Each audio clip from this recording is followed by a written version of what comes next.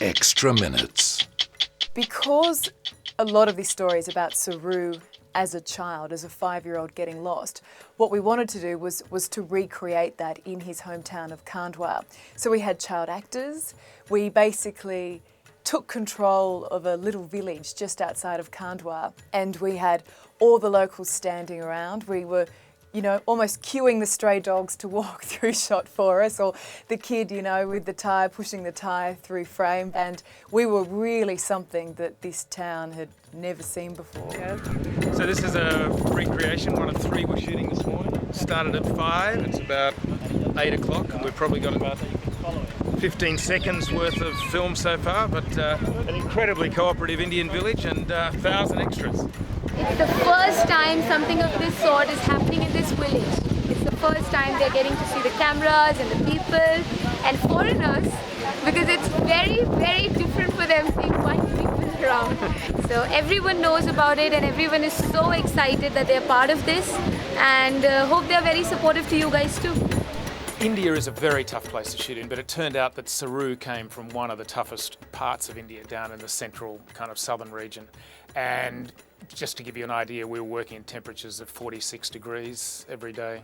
So you're talking dawn shoots, twilight shoots, and all the pandemonium that goes along with shooting in India. So this was particularly tough. What are we trying to hide? We're trying to hide the antenna, the Videocon antenna, dish TV. So how many people does it take in India to cover an antenna? So we shot this amazing scene of Fatima, who's Saru's Indian mother, when she was young and she had the 4 children.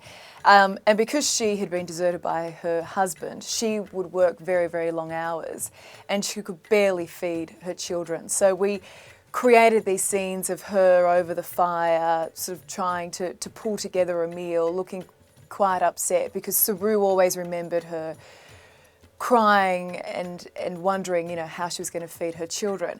But then we've got little things that Saru used to do as a kid and memories he has of his brother, playing marbles with his brother. His big brother Guru used to always give him piggybacks. And it was at the railway station where he had a sleep on the park bench. When Saru woke up, he jumped on this train and sort of headed nearly 2,000 kilometres across India and ended up in Calcutta. So we have all the recreations of him falling asleep, jumping on that train, and then emerging, coming from his dusty, tiny little town, emerging into this city of 14 million people, one of the most densely populated cities in India, and certainly one of the most dangerous.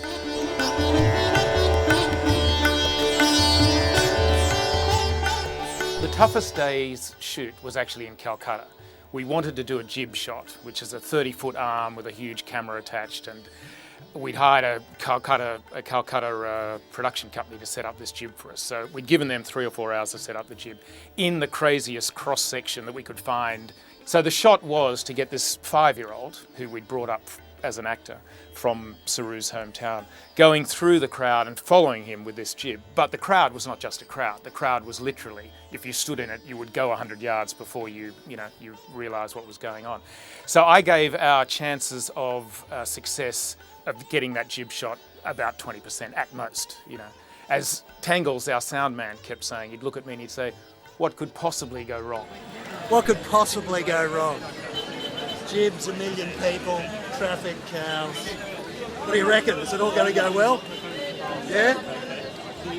Good. Absolutely. Saru's mother Fatima had moved about 100 metres away, always hoping he'd return home. Her kids had moved elsewhere, but she had determined she would stay near where she used to live, even though she was still in deep poverty, because she always believed he would come home. So you can imagine what that reunion was like. Added to which was the trip and the story that we were covering, Saru's Australian parents, and particularly his Australian mother Sue, had wondered for all of those 25 years how his real mother must have felt, having lost him and not knowing he was alive. So we arranged the meeting between Sue flying to India to meet Fatima, his birth mother, and it was some of the most powerful television I think I've ever filmed.